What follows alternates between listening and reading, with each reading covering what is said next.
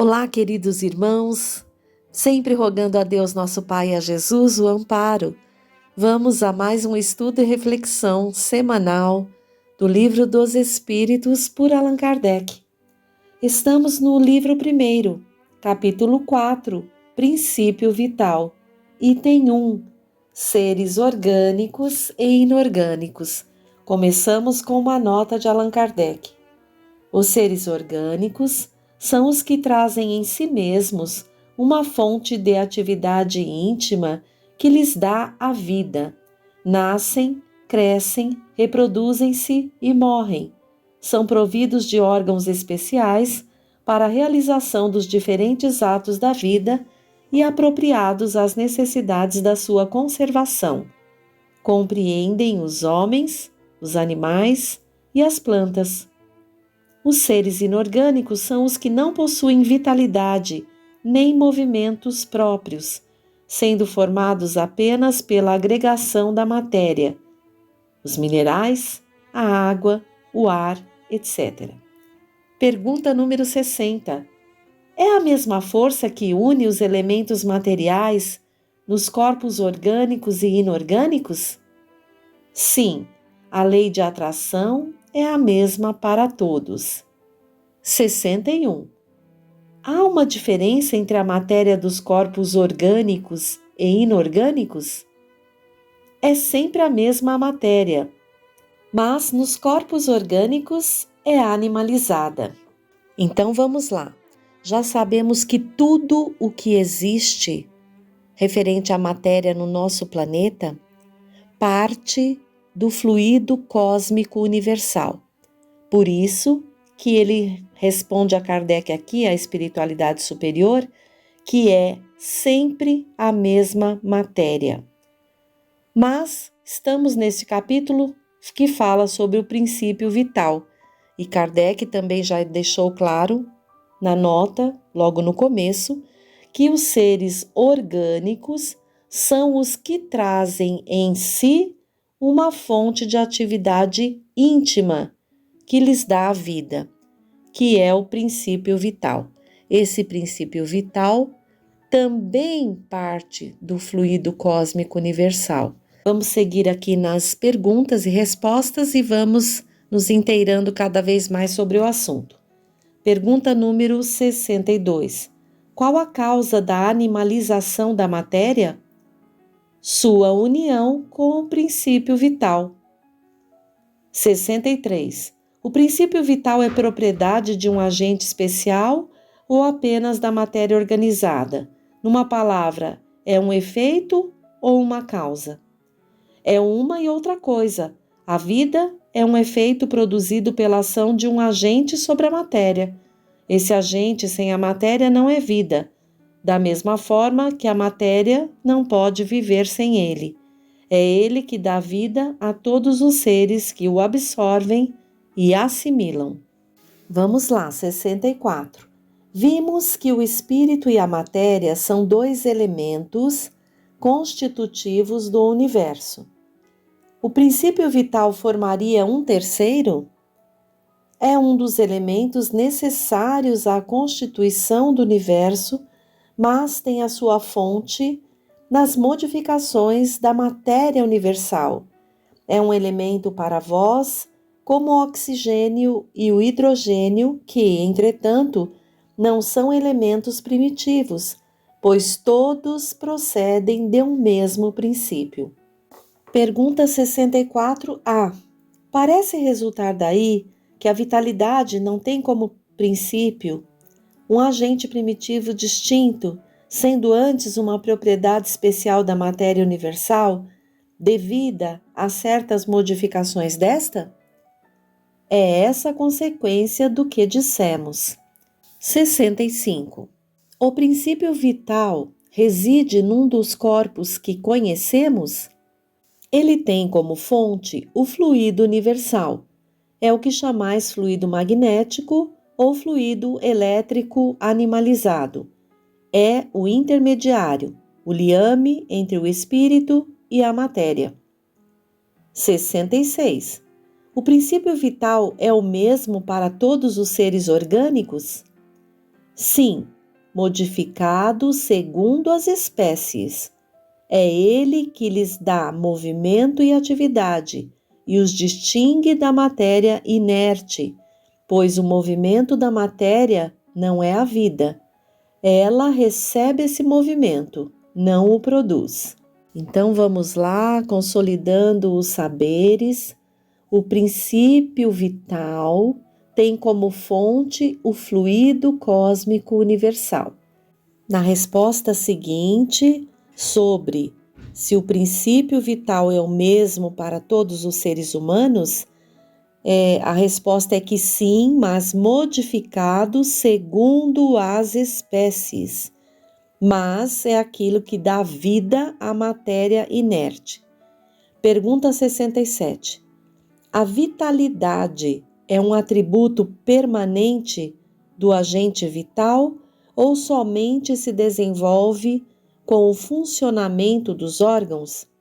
Resposta: só se desenvolve com o corpo. Não dissemos que esse agente sem a matéria não é vida? É necessária a união de ambos para produzir a vida. 67A. Podemos dizer que a vitalidade permanece quando o agente vital ainda não se uniu ao corpo? Sim, é isso. E agora vem uma nota de Allan Kardec. O conjunto dos órgãos constitui uma espécie de mecanismo impulsionado pela atividade íntima ou princípio vital que neles existe. O princípio vital é a força motriz dos corpos orgânicos, ao mesmo tempo que o agente vital impulsiona os órgãos, a ação destes entretém e desenvolve o agente vital, mais ou menos como o atrito produz o calor.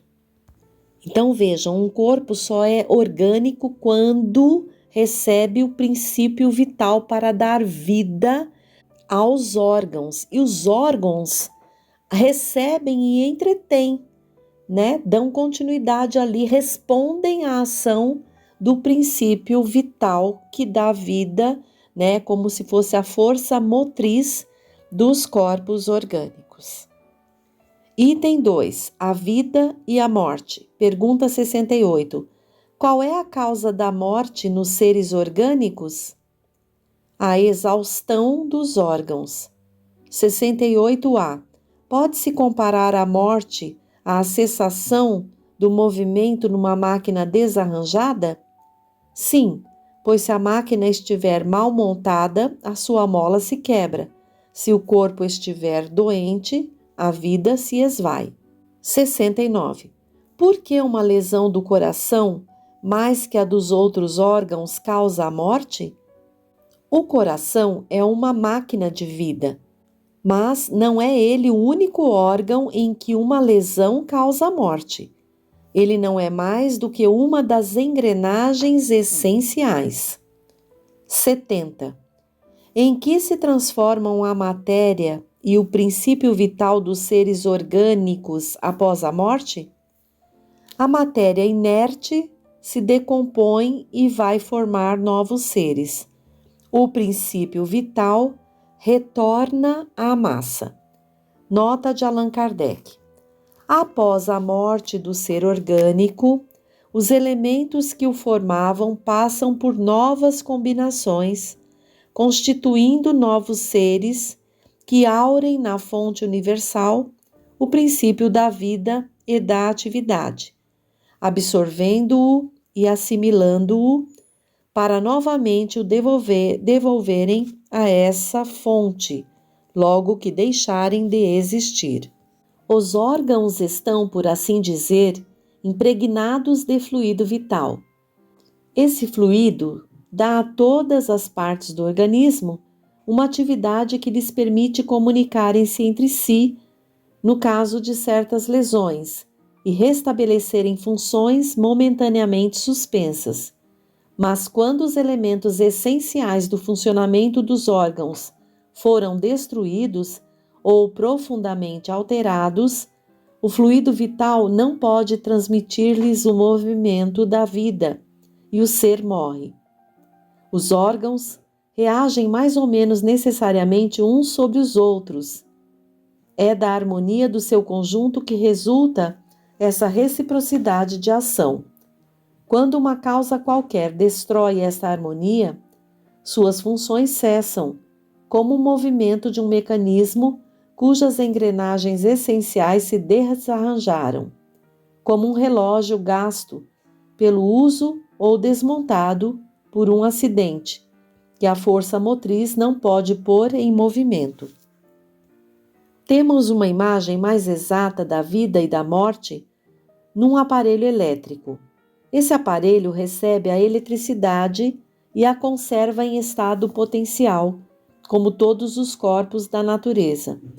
Os fenômenos elétricos, porém, não se manifestam enquanto o fluido não for posto em movimento por uma causa especial, e só então se poderá dizer que o aparelho está ativo. Cessando a causa da atividade, o fenômeno cessa e o aparelho volta ao estado de inércia. Os corpos orgânicos seriam, assim, como pilhas de aparelhos elétricos, nos quais a atividade do fluido produz o fenômeno da vida. A cessação dessa atividade ocasiona a morte. A quantidade de fluido vital não é a mesma em todos os seres orgânicos, varia segundo as espécies, e não é constante no mesmo indivíduo, nem nos vários indivíduos de uma mesma espécie. Há os que estão, por assim dizer, saturados do fluido vital, enquanto outros o possuem apenas em quantidade suficiente. É por isso que uns são mais ativos, mais energéticos e, de certa forma, de vida superabundante. A quantidade de fluido vital se esgota.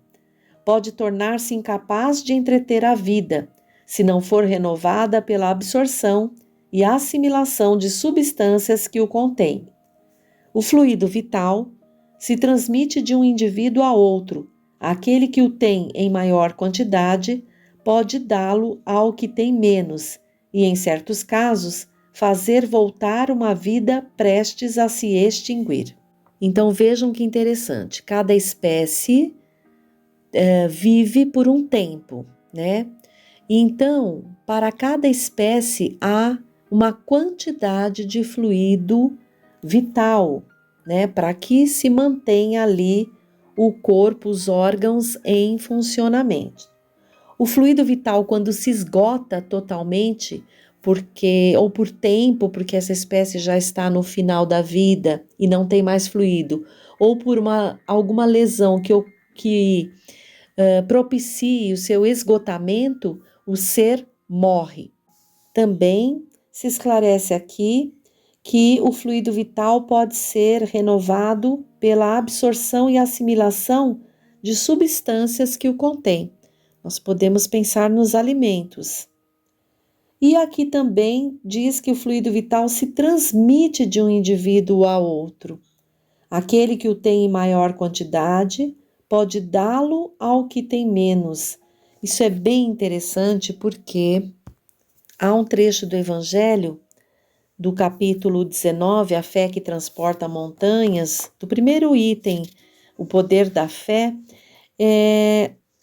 em que a explicação dos espíritos, quase que no finalzinho, nos diz no item 5, o poder da fé tem aplicação direta e especial na ação magnética. Graças a ela, o homem age sobre o fluido, agente universal, modifica-lhe as qualidades e lhe dá impulso, por assim dizer, irresistível.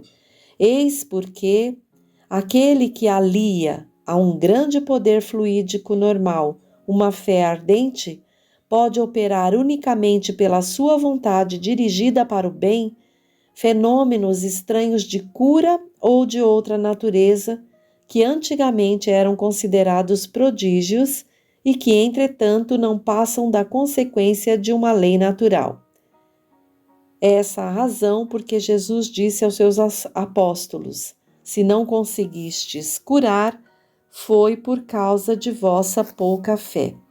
Então, nós vimos aqui, né, no estudo do princípio vital aqui, que em perguntas anteriores aqui, que ele pode ser chamado até de fluido elétrico animalizado ou fluido magnético.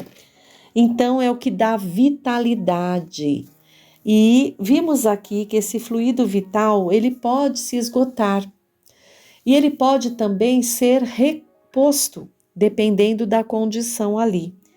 E um ser que tem mais pode doá-lo, no caso ao que tem menos. Consultando a Gênese por Allan Kardec, capítulo 10, Gênese Orgânica, vamos ver a partir do item 16 falar sobre o princípio vital. 16. Dizendo-se que as plantas e os animais são formados dos mesmos princípios constituintes que os minerais, é necessário se entender no sentido exclusivamente material. Também aqui é somente questão do corpo. Sem falar do princípio inteligente, que é uma questão à parte, há na matéria orgânica um princípio especial, inacessível e que não pôde ainda ser definido, é o princípio vital. Este princípio, que é ativo no ser vivo, está extinto no ser morto, mas não deixa de dar à substância propriedades características que a distinguem das substâncias inorgânicas. A química, que decompõe e recompõe a maioria dos corpos inorgânicos, pôde decompor os corpos orgânicos, mas nunca chegou a reconstituir mesmo uma folha morta, prova evidente de que há nesta alguma coisa que não existe nas outras. Um parágrafo à frente, Kardec vai dizer em A Gênese: mas qualquer que seja a opinião que se faça sobre a natureza do princípio vital, ele existe, uma vez que vence-lhe os efeitos. Pode-se, pois, admitir logicamente que, em se formando, os seres orgânicos assimilaram o princípio vital que era necessário à sua destinação, ou querendo-se que esse princípio se desenvolveu em cada indivíduo pelo efeito mesmo da combinação dos elementos, como se vê sob o império de certas circunstâncias desenvolver-se o calor, a luz e a eletricidade. O oxigênio, o hidrogênio, o azoto e o carbono, em se combinando sem o princípio vital, formariam somente um mineral ou corpo inorgânico. O princípio vital, modificando a constituição molecular desse corpo, dá-lhe propriedades especiais. Em lugar de uma molécula mineral, torna-se uma molécula orgânica. A atividade do princípio vital é mantida durante a vida pela ação do desempenho dos órgãos, como o calor pelo movimento de rotação de uma roda. Que essa ação cesse pela morte, o princípio vital se extingue como o calor quando a roda cessa de girar. Mas o efeito produzido sobre o estado molecular do corpo pelo princípio vital subsiste depois da extinção desse princípio, como a carbonização da madeira persiste depois da extinção do calor. Na análise de corpos orgânicos, a química encontra bem os elementos constituintes, oxigênio, hidrogênio, azoto e carbono, mas não os pode reconstituir, porque não existindo mais a causa, ela não pode reproduzir o efeito, ao passo que pode reconstituir uma pedra. Tomamos por comparação o calor desenvolvido pelo movimento de uma roda, porque é um efeito vulgar, conhecido de todo o mundo e mais fácil de se compreender, mas seria mais exato dizer que, na combinação dos elementos para formar os corpos orgânicos, ele se desenvolve da eletricidade. Os corpos orgânicos seriam, assim, verdadeiras pilhas elétricas, que funcionam enquanto os elementos dessas pilhas estão nas condições requeridas para produzir a eletricidade. É a vida. Que parem quando cessem essas condições é a morte. Segundo isso, o princípio vital não seria outro que a espécie particular de eletricidade, designada sob o nome de eletricidade animal, liberada durante a vida pela ação dos órgãos e cuja produção se suspende na morte pela cessação dessa ação. Muito bem, por hoje ficamos por aqui. Que cada um de nós encarnados possamos fazer jus, cuidar do nosso corpo, buscar fazer bom uso desse fluido vital, não desperdiçando e fazendo a sua manutenção dignamente. Os abusos, os vícios, formas de vida desregrada podem desperdiçar esse fluido vital que tanto necessitamos para o tempo que programamos para a nossa existência. Então fiquemos atentos, respeitemos a todos os seres, façamos a nossa parte, cada dia melhor do que o dia anterior. Um abraço cheio de vitalidade a cada um e até o próximo encontro. Que Jesus esteja junto conosco, hoje e sempre.